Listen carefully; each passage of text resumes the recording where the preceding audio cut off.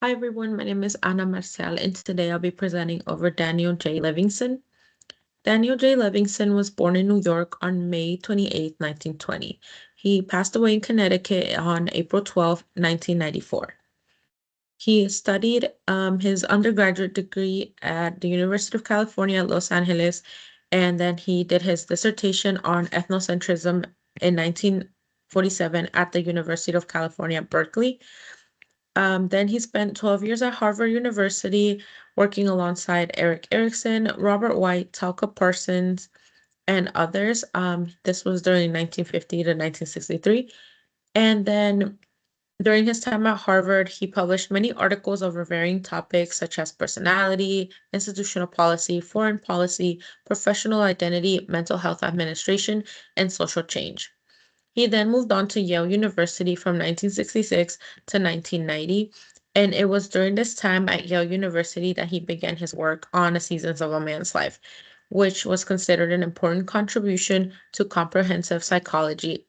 After his Season of a Man's Life study was published, he then began to work on a manuscript for the accompanying study to be called Seasons of a Woman's Life. However, he passed away a few weeks after completing that manuscript, and he did not publish the study. So Daniel Livingston is known for his life structure theory, and where he recognizes the research done by Erickson and Jung in life stages, but he believed that there was more to adulthood than what had been researched at the time. Livingston emphasizes that during this developmental stage, adults are going through a period of oscillating stability and stress. So he believed that there are phases in each life era. The eras that he considered are early adulthood, middle adulthood, and late adulthood. And in each era, he believes there's a novice phase in which the individual is learning about how to navigate the upcoming era of their life. And then there is in the same like phase, there's excitement for what's new, and there's fear for what could be coming.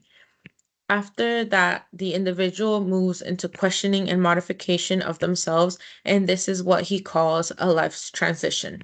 So from the transition, the individual shifts into a culminating phase, where it's a time of rich satisfaction, but also bitter disappointments, according to Levinson, because this is where the individual will come to terms with that he or she received more or less of what they were expecting. Livingston argues that individuals go through a few transitions, one in early adulthood, age 30 transition, midlife transition, 850 transition, and the late adulthood transition, which I will be speaking about in the upcoming slides. In the pre-adulthood era, which Livingston states that is from conception to approximately 22 years of age, this is the time for the most biopsychosocial growth. And during this time is the first transition from childhood. This is a time where the individual begins to discover themselves. And then we move on to the early adulthood transition, which is from ages 17 to 22. And the early adulthood transitions, this is where the pre-adulthood era comes to a close and the early adulthood era begins. The individual begins in the world, and this is where they begin to modify their relationships with families and others. From then on, we move on to the novice phase, which Livingston believed was at each era of the person's life. So the novice phase lasts from approximately 17 to 45 years old, and it's characterized by the individual having the most energy. However, this is also the time when they're most burdened by stress. This time the individual is more biological at their peak, but psychologically speaking, this is an era where they will pursue aspirations, establish role in society, and raise a family. At the end of this era, it is also met with successes in regards of love, family life, occupational advancement, and realization of major life goals. However, during this time is also the time in which individuals suffer the most stress due to parenthood, forming occupations, incurring financial obligations when earnings are still low. During this era is where the individual tends to make important life choices regarding marriage, family, work, and lifestyle.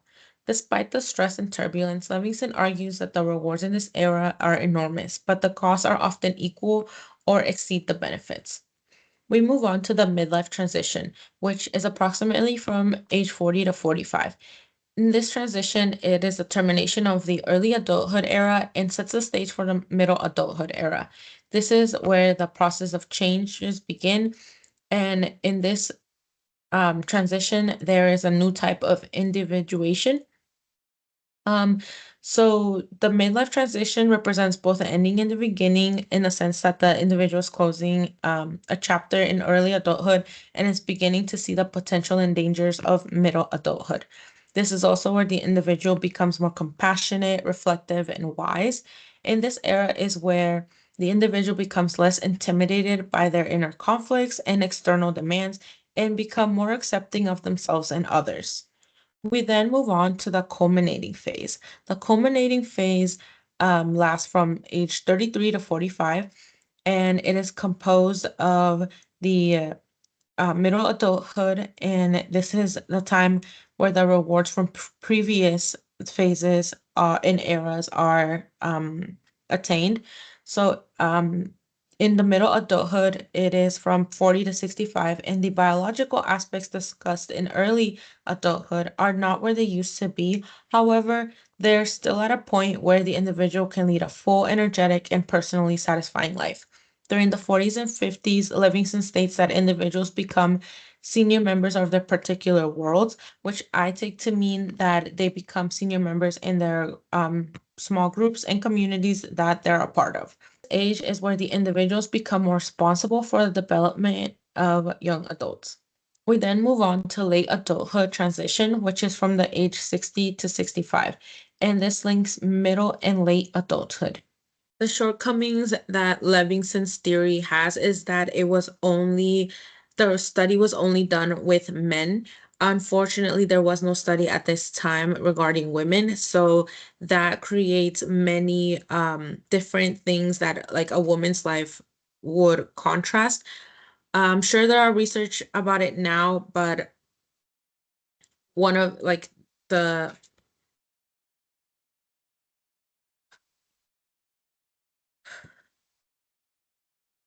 Levinson acknowledges that there are shortcomings to his work.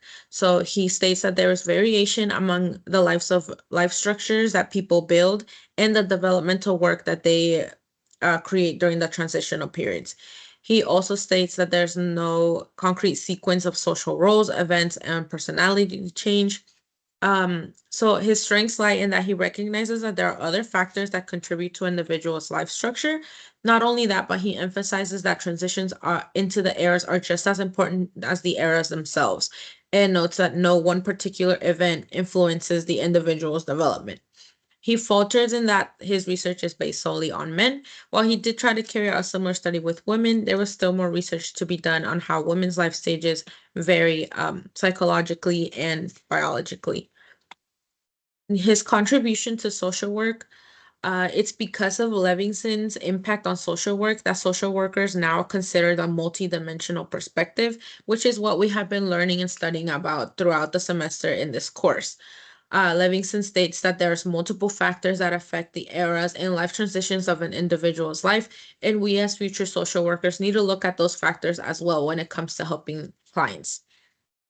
Another contribution to social work that Levinson has is that he brought the attention to adulthood, in which he argued that development is not completed with adolescence, like many thought it was previously. He brought the attention to the life transitions, and which in turn has led to social workers take note in the areas where clients individuals are more likely to struggle or need support. And by learning about these life stages, we can better improve the approach we take with clients. In our Changing Life course textbook, there is a case study in where um, this quote is directly taken from. It says social workers help young adults negotiate conflicting, incompatible, or competing life roles throughout the novice phase. And an example that is given is renegotiating family and work responsibilities as parenthood approaches. Thank you very much for watching my presentation. My name is Ana Marcial.